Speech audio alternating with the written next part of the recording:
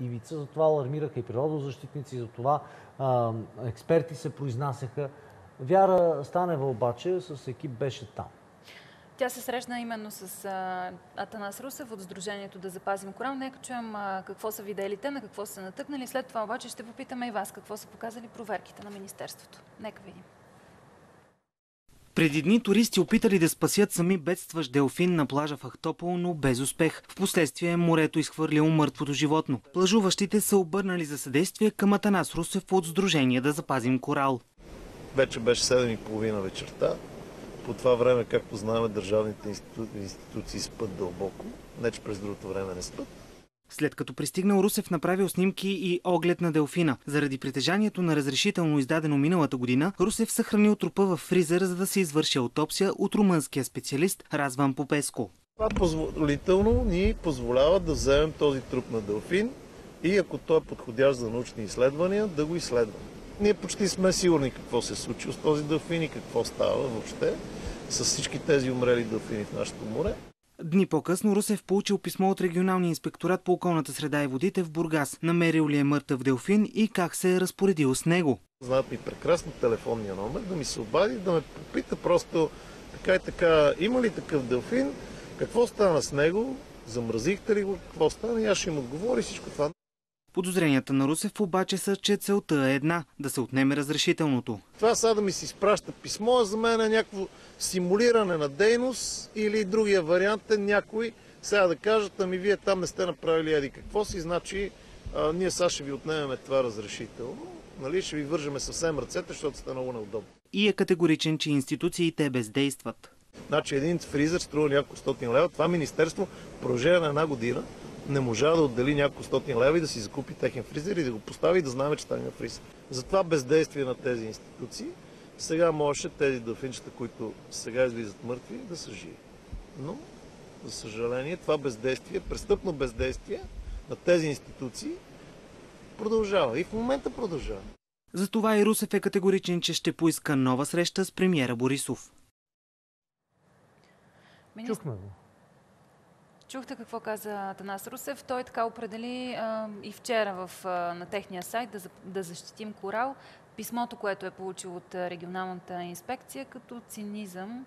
Как ще отговорите вие на така нападките и за бездействие от страна на Министерството? Защото наистина крайна му е позицията спрямо действията. Не съм склонна да приема тази теза, имайки предвид, че с господин Русев имаме комуникация още от миналата година. Той самият спомена, че от Министерството, респективно регионалната инспекция по околна среда, има издадено разрешение, което му дава възможност да действа в случай, че бъде установено наличие на изхвърлен труп на делфин на брега. Знаете, това са защитени видове по смисъла на Закона за биологичното разнообразие и е необходимо да се приведе в действие специална процедура.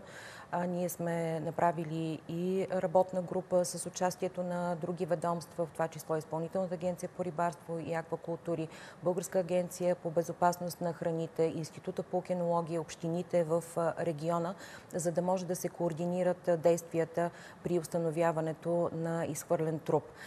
Що се отнася до писмото, разбира се, това е администрация. Администрацията кореспондира с официални документи и не смятам, че това би трябвало да бъде интерпретирано като цинизъм.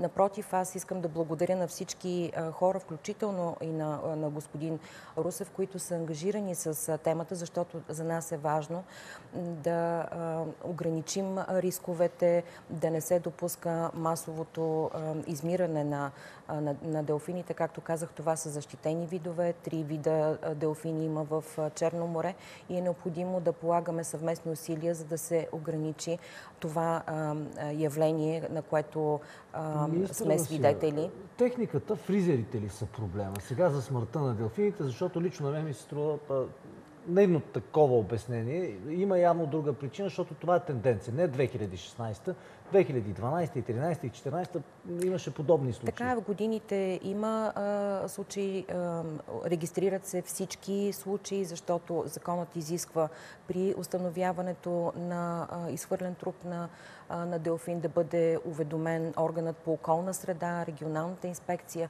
води се регистър на случаите, реагира се в случаи, когато се установи умишлено нараняване на животно или убиване на животно. Това включително е наказуемо по смисъла на наказателния кодекс и е наказуемо с затвор до 5 години. Тоест, мерките са много строги и административните, и наказателните. Но не смятам, че наличието на фризери е проблемът. Учените са извършвали изследвания не само в България, и в целия свят. Има и конвенция за опазването на китоподобните видове, където са идентифицирани рисковете. Причините за смъртта биха могли да бъдат както заболявания, естествена смърт, така и нерегламентиран улов на риба, оплитане в рибарски мрежи. Биха могли да имат въздействие и сонарни устройства Тук каква ви се струва причината в нашия басейн, затворено море като Ние Черно? много пъти сме дискутирали това, включително и на съвместните срещи, и на срещата при господин Борисов, която беше организирана по тази тема. И аз съм благодарна на колегите от Изпълнителна агенция по рибарство и аквакултури, които мобилизираха силите си, за да интензифицират контрола, за да не се допуска нерегламентирано улавяне на риба. Много често се установява, че причината за умирането на тези животни е оплитането им в рибарски мрежи. Това се случва и в територии извън акваторията на България. Тоест, трябва да се обединят и усилията на всички държави, които са по Черноморското крайбрежие, за да не се допуска това. Усилията, които се полагат от страна на Института по рибарство и аквакултури, Института по океанология, също оценяваме високо. Нека да конкретизираме към мерките, които предприема Министерството и доколко те са ефективни. Защото и навсякъде и социалните мрежи, хората, които са така част от подобни природозащитни организации, пишат какво ли не. Вероятно имат право, не знаем, затова питаме и вас, вашата позиция. Мерките и ефективността на тези мерки, които сте предприели. Защото проверки са направени, те показват няколко причини. Има ли обаче конкретика в причината за смъртта на тези делфини по Черноморието ни? Защото това е проблем, както и каза Симо, от 2012, 2013 и така нататък. Да. Всъщност, регистър се поддържа от 2011 година насам. Когато се установи наличие на изхвърлен труп на делфин, може да бъде обследван самият труп чрез извършването на аутопсия. Аутопсирането трябва да бъде извършено в рамките на 24 часа след настъпването на смъртта. И всъщност това се оказва проблемът, защото голяма част от случаите, при които се установяват изхвърлени на брега мъртви тела на делфини, те са в много висока степен на разлагане. Предполага се, че смъртта е настъпила навътре в морето, след което е носено от течението тялото на животното и се изхвърля на брега, когато е невъзможно да бъде извършена аутопсия и да се установи причината. Да разбираме, че именно причините са трудно конкретизирани в случаите, защото доста често труповете на делфините са в напреднала степен на разлагане. Така е. Мерките обаче. Това, което имаме готовност и за което аз споменах, че има специална инструкция за взаимодействие между органите при установяването на годен за аутопсиране труп, незабавно да се предприемат действия по аутопсирането и извършването на анализа за установяване на причините. Като регионалната инспекция по околна среда и води поддържа връзка с местните администрации на място и Българска агенция по безопасност на храните, както и Института по океанология и Института по рибни ресурси имат готовност веднага да аутопсират трупа. Включително имаме контакти работи и с международната организация АКОБАМС, които имат готовност да изпратят експерт, който е специализиран конкретно в извършването на аутопсия на делфини. Тоест, готовността е на лице. Аз още веднъж казвам, че съм благодарна на хората. Безспорно, много е болезнена подобна гледка.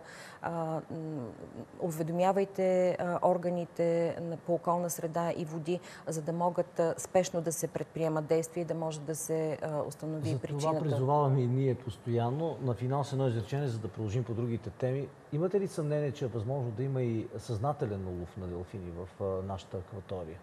Не е установено подобно нещо до този момент. Не смятам, че е така, защото и рибарите са наясно, че това са защитени видове, че трябва да бъдат опазвани. По-скоро смятам, че би могло да има оплитане в мрежите, тъй като те могат да издържат под вода не повече от 5 до 7 минути и ако се оплетат в рибарски мрежи, това причинява удаването им. Слагаме точка на тази тема и да преминем към другата информация, която така гръмна в